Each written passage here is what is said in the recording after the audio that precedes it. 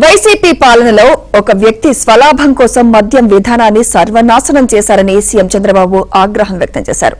పేదలను దృష్టిలో పెట్టుకుని 99 రూపాయలకే క్వాలిటీ మద్యాన్ని అందించేందుకు లిక్కర్ పాలసీని తెస్తున్నామని ఆయన తెలిపారు.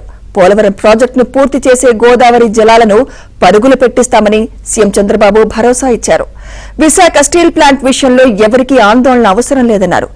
గత వైసీపీ పాలనలో ఎంతో పవిత్రమైన తిరుమల లడ్డూను సైతం అపవిత్రం చేశారంటూ ఆయన ఆవేదన వ్యక్తం చేశారు. మోనోపలి మద్యం ఒక వ్యక్తి స్వలాభం కోసం హోల్సేల్ మ్యానుఫ్యాక్చరింగ్, రీటైల్, డిస్ట్రిబ్యూషన్ అన్ని ఒకరే పెట్టుకొని నాణ్యత లేని మద్యాన్ని ఇచ్చి ప్రజల ఆరోగ్యాన్ని కూడా చెడగొట్టే పరిస్థితికి వచ్చారు. ఈరోజు మళ్లీ దాన్ని స్ట్రీమ్ లైన్ చేశాం. అక్టోబర్ నుంచి 4వ తారీఖు 5వ తారీఖు నుంచి కొత్త మద్యం పాలసీ వస్తుంది. పేదవాళ్ళు కూడా దృష్టిలో పెట్టుకున్నాం. అందుకే పేదవాళ్ళకి 99 రూపాయలకే ఇవ్వడానికి వీళ్ళు 140 రూపాయలు దోచుకునే పరిస్థితికి వచ్చారు. అది కూడా నాణ్యత లేని మద్యం, క్వాలిటీ లిక్కర్ని పేదవాడికి 99 రూపాయలకి ఇవ్వాలని కూడా నిర్ణయం చేశాం. కేంద్రం వల్ల 12,500 కోట్ల రూపాయలు పోరాడానికి వచ్చింది. అదే మరి డయాఫామ్ వాళ్ళు కూడా కొత్త డయాఫామ్ వాళ్ళు కట్టాలని సిడబ్ల్యూసి గవర్నమెంట్ ఆఫ్ ఇండియా ఏర్పాటు చేసినటువంటి ఎక్స్పర్ట్ కమిటీ రిపోర్ట్ ఇచ్చారు. దాన్ని కూడా వర్క్ అవార్డ్ చేశాం. ఈరోజు పనులన్నీ జరుగుతాయి. 2 సంవత్సరాల్లో పోలవరం ఫేజ్ 1 పూర్తి చేయాలని గవర్నమెంట్ ఆఫ్ ఇండియా కూడా ముందుకు వచ్చారు. 12,500 కోట్లు ఇస్తున్నారు. 2 సంవత్సరాల లోపలే చేయాలనుకుంటున్నాం. కాకపోతే ఒక 6 నెలలు ఎక్కువైనా పోలవరాన్ని పూర్తి చేసి జాతికి, రైతులకు అంకితం చేసే బాధ్యత ఈ ప్రభుత్వం తీసుకుంటుంది.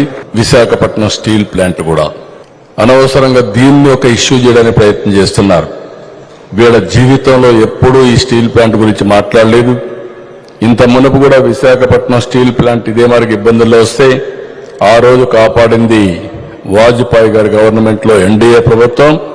రెండోసారి కూడా మళ్లీ ఇబ్బందులు లేకొస్తే దీన్ని కాపాడే బాధ్యత కేంద్రం, రాష్ట్రంలో ఉండే ఎన్డీఏ ప్రభుత్వం తీసుకుంటున్నామని చెప్పి కూడా నేను మీకు తెలియజేస్తున్నా. నిన్న కూడా మాట్లాడాను. అంత మునుపు కూడా ఒక మీటింగ్ పెట్టుకున్నాం. మొన్నే ఒక 500 కోట్లు రిలీజ్ చేశారు. ఆ డబ్బులతో ఇప్పుడంతా వర్క్ స్టార్ట్ చేశారు. తొందరలోనే అవసరమైతే ఇంకొక మీటింగ్ పెట్టుకుని విశాఖపట్నం స్టీల్ ప్లాంట్ ని రన్ చేయడానికి ప్రైవేట్కి అప్పజెప్పకుండా గవర్నమెంటే నిర్వహించడానికి ముందుకు పోతున్నారు. కడాన తిరుమల లడ్డు కూడా నాసి రకం. నాకైతే ఆశ్చర్యం వేస్తుంది. ఎన్ని కంప్లైంట్ చేసినా కడాన వెంకటేశ్వర స్వామి పవిత్రతను దెబ్బతీశారు. ఎన్నోసార్లు చెప్పాం. అక్కడ ఎంత దుర్మార్గంగా ప్రయత్నం చేశారంటే అంత దుర్మార్గంగా ప్రవర్తించారు. కడాన అన్న దానంలో క్వాలిటీ ఆఫ్ ఫుడ్ లేకుండా చేశారు. దేవుని దగ్గర పెట్టే ప్రసాదం అపవిత్రం చేసే విధంగా ఓసారి బాధేస్తుంది. నాసి రకమైన ఇంగ్రీడియంట్సే కాకుండా ఎనిమల్ ఫ్యాట్ కూడా వాడారని. ఏది గీకు బదులు ఈరోజు స్వచ్ఛమైన గీదేమన్నాం, ప్రక్షాళన చేయమన్నాం. నాణ్యత పెరిగింది. ఇంకా కూడా నాణ్యత పెంచుతాం.